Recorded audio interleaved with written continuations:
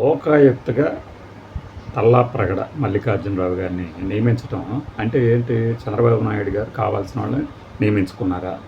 ఇది ఒక 2 డేస్ నుంచి, అంటే ఆగస్టు 15వ తారీఖున నిర్ణయం వెలువడిన నాటి నుంచి ఇప్పటిదాకా సర్క్యులేట్ అవుతోంది.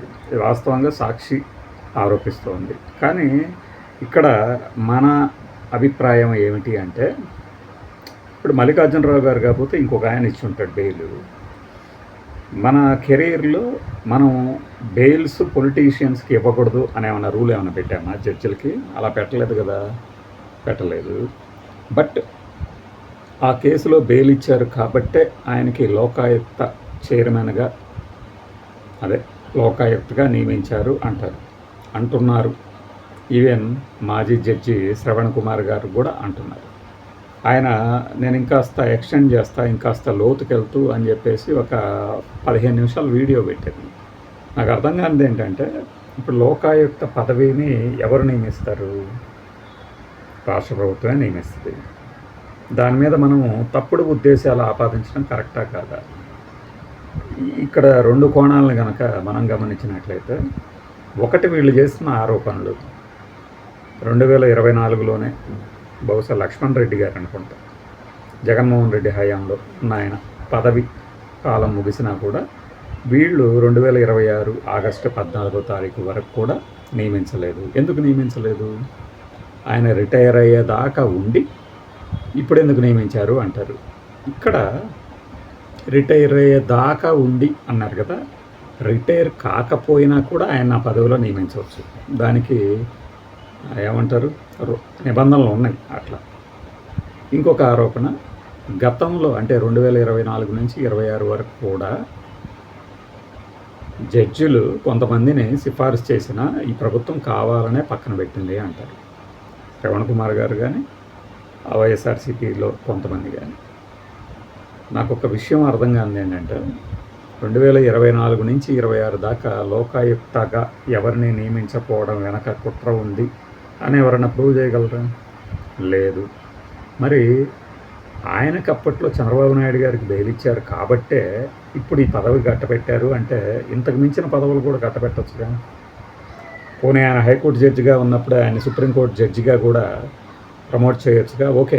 ఇంకా వీళ్ళు చేసిన ఇదేంటంటే, జడ్జి శ్రవణ్ కుమార్ గారు మాట్లాడింది, అంటే మాజీ జడ్జి, ఆయన ఏమంటాడంటే, తాను జిల్లా జడ్జిగానే రిటైర్ కావాల్సిన వాడిని ఎన్వి రమణ గారి ప్రోత్సాహంతోనో మరొక దాంతోనో హైకోర్టు జడ్జిగా ఎదిగాను అని చెప్తారు. తప్పేముంది? ఆయన అలా అన్న దాంట్లో తప్పుడు అర్థం తీయాల్సిన అవసరం ఉందా? అంటే మనం తర్వాత కూడా మాట్లాడతాం. ఇవన్నీ వీళ్ళు చేసిన ఆరోపణలు అయితే సహేతుకమా కాదా అనేది ఆలోచించాలి.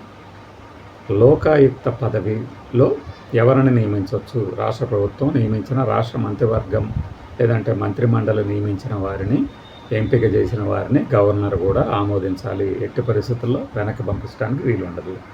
ఫైన్. ఎవరెవరు ఉన్నారు? స్పీకర్, అలానే డిప్యూటీ మన మండలి స్పీకర్, రాష్ట్ర ముఖ్యమంత్రి, హోంమంత్రి గారు, 4 ఉన్నారు. వాస్తవంగా ఏంటంటే, ఎక్కడైనా మెజారిటీ తేలటానికి 5గురిని 3గురిని ఆడ్ నెంబర్లో పెడతారు కమిటీల్లో. కానీ ఇక్కడ 4గురిని పెట్టడం వెనక ఉద్దేశం ఏంటనేది నాకు అర్థం కాలేదు. సరే, దానికి కూడా ఆక్షేపించేది ఏముండదు. కమిటీలోకి ఎంతమందిని తీసుకోవాలనేది కూడా రాష్ట్ర ప్రభుత్వం తాలూకు విధి కాబట్టి. నేను నెక్స్ట్ 4 మినిట్స్లో ఈ విషయాల మీద కూలంకషంగా మాట్లాడతా. ఇప్పుడు వీళ్ళు చేసిన ఆరోపణలకి ఆధారం ఉందా? చెప్పలేము. కానీ ఇప్పుడు నాగేంద్రబాబుని పలానా దానికి క్యాబినెట్ ర్యాంక్ ఇచ్చారు, దాని వెనక ఏముంది, దీని వెనక ఏముంది అంటే, ప్రతిదాని వెనక ఏదో ఒకటి ఉండాల్సిందేనా? ఇది నా ప్రశ్న. తార్కికత, హేతుబద్ధత, రీజనింగ్, లాజిక్లు అంటారు ఇంగ్లీష్లో.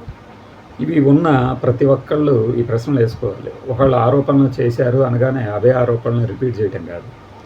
కొద్దిగా మన సొంత మెదడుని కూడా వాడాలి. ఒక్కడవే వాడుతున్నావా, మిగతా వాళ్ళు వాడరా? వాడతారో లేదో తర్వాత. ఇప్పుడు ఈ ఆరోపణల మీద మనం అసలు లోకాయుక్త అంటే ఏంటి ఇవన్నీ చూద్దాం. లోకాయుక్త 1983 నవంబర్ నుంచి వచ్చినట్టుంది ఆంధ్రప్రదేశ్లో. విభజన తర్వాత తెలంగాణకి, ఆంధ్రప్రదేశ్కి విడివిడిగా ఏర్పాటయ్యారు. విభజన తర్వాత నాకు తెలిసి ఇద్దరు మాత్రమే పనిచేశారు లోకాయుక్తగా. అయితే ఇక్కడ తెలుసుకోవాల్సింది ఏంటంటే అసలు లోకాయుక్త పరిధి ఏంటి? ప్రభుత్వ అధికారులు రాష్ట్ర ప్రభుత్వం మీద వచ్చే ఆరోపణలు విచారించడానికి. అసలు లోకాయుక్త పదవి ఇచ్చే సిఫార్సుల్ని రాష్ట్ర ప్రభుత్వం అమలు చేయొచ్చా? చేయాల్సిందేనా? లేదు. కాగ్ రిపోర్టులను పట్టుకొని ప్రతిపక్షాలు ఎలా అధికార పక్షాలను దుమ్మెత్తిపోస్తాయో, లోకాయుక్తే ఇచ్చే తీర్పుల్ని పట్టుకొని ప్రతిపక్షాలు లేదంటే అధికార పక్ష సభ్యులు వాళ్ళకి అనువుగా వాదనలు నిర్మించుకుంటారు. లోకాయుక్తకి హైకోర్టు జడ్జిలతో సమానమైన జీతం అయితే వస్తుంది, కానీ అధికారాలు మాత్రం తక్కువ ఉంటాయి.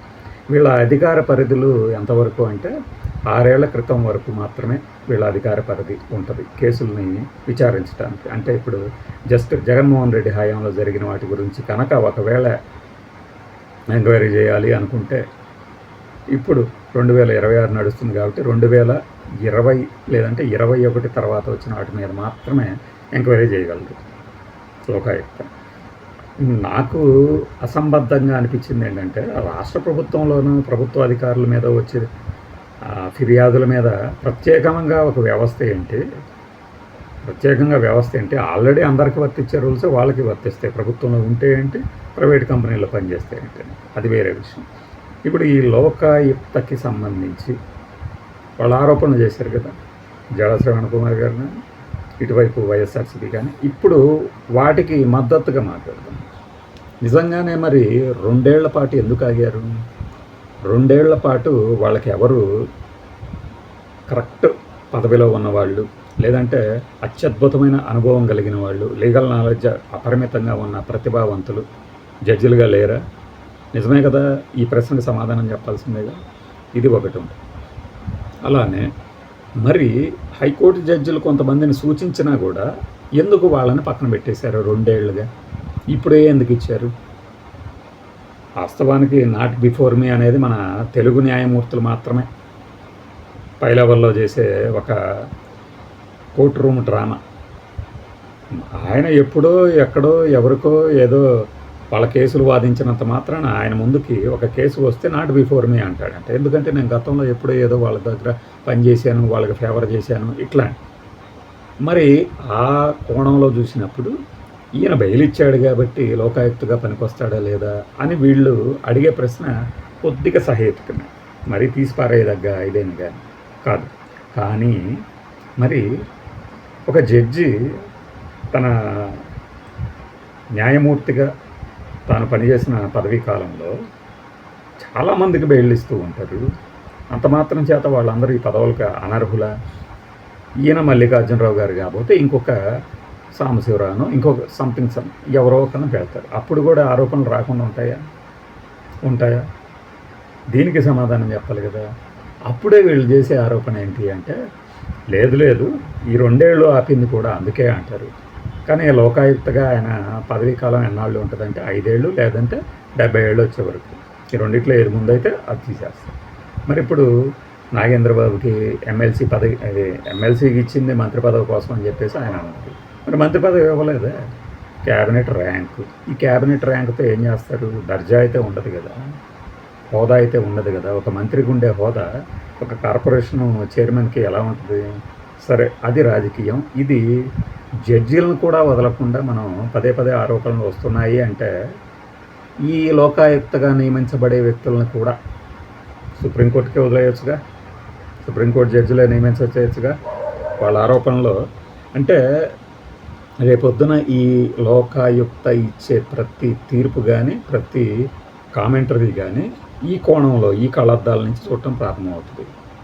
ముందు నుంచే వీళ్ళు ఆ పని చేసినందుకు ప్రతిగా ఈ పదవి దక్కింది అనే ఒక ప్రచారం చేస్తే, ఆయన ఇచ్చే ప్రతి కామెంటరీ కూడా ఆ కోణంలోనే చూస్తారు. నాకు తెలిసి రాజకీయంగా ఇలా అందుకు చేస్తున్నారు అనుకుంటున్నాను. మీ అభిప్రాయాలు మీరు చెప్పండి.